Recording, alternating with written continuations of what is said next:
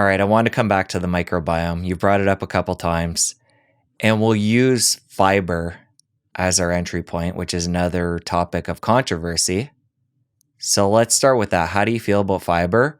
And then we'll move into the microbiome using that as our platform. That is a great platform. Fiber is a tool that can be used and is not always appropriate, is what it is.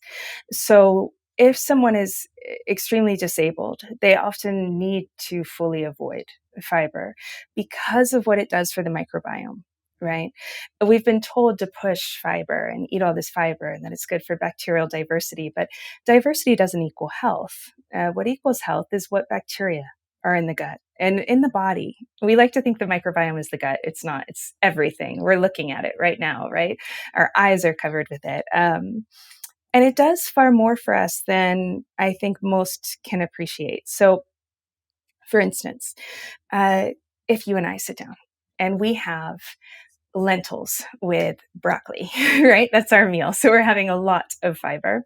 That fiber will go in and feed the bacteria within our body. It won't feed us. We don't eat our food at all. It is our bacteria that eat our food and we eat their byproduct. So what their byproduct is incredibly important. And each family and each subspecies has a different byproduct. So that is something to know. So we sit down, we eat this high fiber meal. Let's add in a sweet potato. Why not? And let's say my microbiome is really impaired. I was maybe a C-section birth, or I've had, a handful of antibiotics in my life. I live mostly indoors, so I'm not getting natural light, or I've been blocking the sun with sunscreen and hats. And let's say you're the opposite. You spend a lot of time outside every day. You haven't had many antibiotics, if any at all. You were naturally born and nursed. So and you use kind of natural cleaning items in the home, like vinegar. Now, in our two situations, when we eat that same meal, that food is going to go into your body and your good bacteria are going to eat that. And in the digestive process, they're going to release wonderful things for you that are anti-inflammatory. Butyric acid is a very common one, right? A fatty acid that downregulates cancer and does all sorts of good things. Whereas for me, after antibiotics and all sorts of things, even if it's been 20 years since I've had them, I could have a lot of overgrowth in my body. And that overgrowth is going to eat those pulses and that broccoli and that sweet potato. And when it does so, it releases toxins that are nerve toxins. They're fat soluble. They're hard to get out of the body. And those go towards the nervous system and make us very ill, weak. They get in the way of our feel-good chemicals, and they're inflammatory. So they can cause enormous amounts of weight gain, eating the same food as you with a steady weight. So the fiber can be either very beneficial, problematic, or neutral, right? And it really depends the body that it's going into. And it's not something you can really test for. You have to go based on how good your health is. Okay, for somebody who will take the one scenario where they say were born C-section, been on antibiotics, yada, yada, how do they begin to fix that, or can they? We can fix a lot of it. Yeah, I'm not too much of a fatalist. I've seen too many miracles to believe in that. But really, it would be a very rigid protocol. So this is where, you have to do a cost benefit analysis again, right? We always have to do those. If you're very, very ill, or that could be mentally ill, that could be physically ill, however you categorize it, it could be very much worth avoiding all starches and forms of sugar for 2 years to shift that microbiome. You do have to know what you're doing, because very small changes in a food can make a big difference. So it's a big commitment. It does mean not eating in restaurants or friends' houses during that time, and that's got a bit of a sacrifice. So again, it has to be worth it. But if you do that, and then at the end you plant the correct species in, specifically species that deal with some of the things that we're having a lot of problems with these days. Like we tend to lack a lot of K2, right? And that's not from lack in our diet. There is that factor, but we also need a very set bacteria to produce that for us. And so having the right kind of microbes that produce the right kinds of vitamins and feel good chemicals and dopamine, I would say is the other missing step. Whereas when I was teaching microbiome shifting diets, 10 years ago and more, we didn't have to plant so much. We just needed to avoid. Now I am finding quite a bit more of that really quite needed.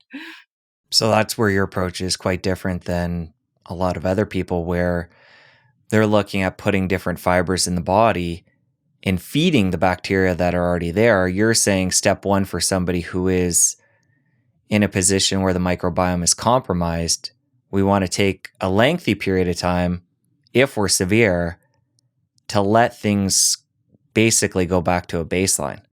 That's right. Because if you feed, let's say you're in a state of chronic illness, that means you've got overgrowth going on in your body. And that bacteria could live for 3 days without its food, which is starch or sugar.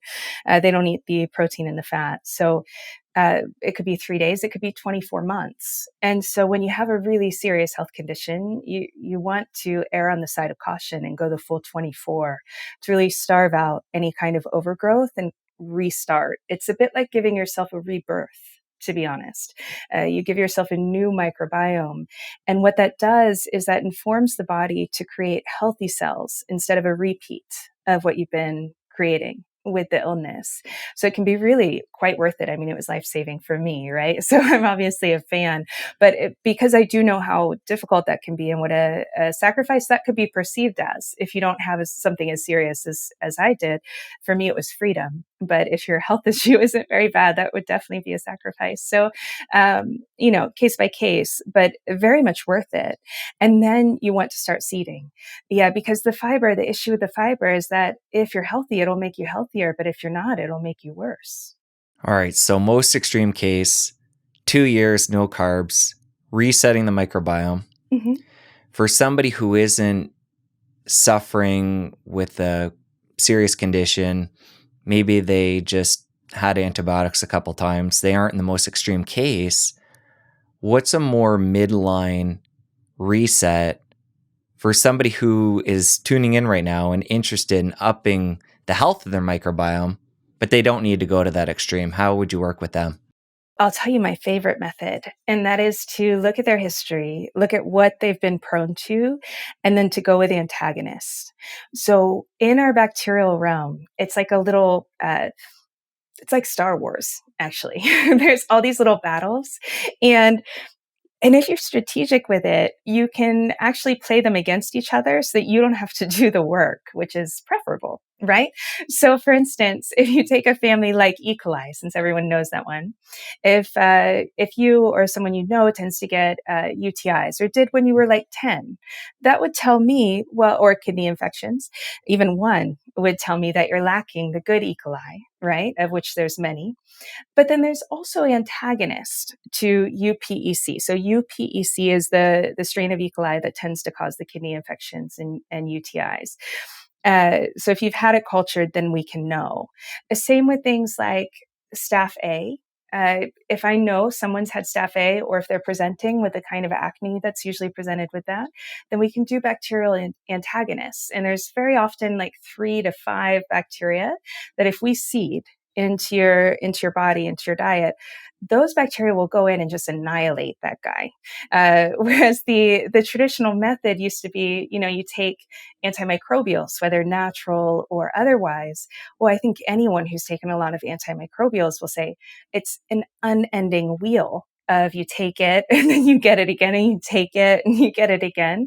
Whereas if you have the antagonists in the body, they tend, of course, it's different with each bacteria, they tend to seed and stay in the body and keep you protected long term, while also doing amazing things for you, like producing 10 of your vitamins that you're needing and lacking. So you don't have to be taking a ton of supplements. You mentioned these antagonists in the example of a UTI. How specific are those? Do you have a handful of those that are used for a wide range of conditions, or is it really specific on what the person's suffering with? It's incredibly specific. Yeah, so it's not uncommon for me to spend 10 hours on one new person, just in writing up the bacterial recommendations and things like that. It's actually incredibly specific, but it's also awesome. So I can't say that I have to do that. I find it really fascinating and fun. The It is specific, but I would say most people are dealing with the same kind of infections. So if we look at the general public, it's not who's coming into my office. Who's coming into my office are the super tough cases, right? So those are a bit more unique, and they're often dealing with multiple former tropical infections, right? So if we look at just America or Europe, you're dealing with strep. You're dealing with ear infections, you're dealing with UTIs, pneumonia, these kind of things. And so it is in that case the same kind of ones. Yeah. And then when you're assessing somebody, are you looking at health history and symptoms, or is there any objective testing you do to see what's going on in the gut? I typically don't do testing. Yeah, I don't. Usually, by the time someone comes to me, they're over tested. They have not been helped, and and honestly, we can tell so much by looking at someone, and it's an art form that has been really missed. So there's certain things like if I see certain colors in the skin here, or things in the nails, there's actually a great deal that tells you what's going on, and so I'll usually go with that route. Um, there are some exceptions. I love SpectraCell tests. Those I'm in love with. I could write poetry to them just like I can with salt. But they're expensive. So I don't mandatorily run those. The benefit of those is that it tells you, and SpectraCell is just one of the brands that does it. There's lots of them. I have no I have no contract with them or anything, but they tell you what is being taken up into the cell, which is far more important. So if I see someone with, say, 20 deficiencies within the cell, if they see that, they're usually going to be disheartened because they have been trying really hard to eat really well for a long time, right? But it very often has nothing to do with what they've been eating. It has everything to do with their bacteria. And so, like, if there's missing beneficial E. coli, I'm going to see the same 9 deficiencies across the board because that bacteria is needed to create all those nutrients to be absorbed. So while let's say I do get someone with a spectra cell and there's 20 deficiencies within the cell, we may directly address those in the beginning, but what we're actually going to do right after that is then get the right bacteria in there so that they're absorbing all those things instead of doing piecemeal nutrients, right? That kind of thing. So if money's not a problem, that would be a beneficial test across the board? Yes, definitely. Yeah, it's Any amazing. others in that realm Yeah. that are, again, money not being in the picture are beneficial for you as a practitioner?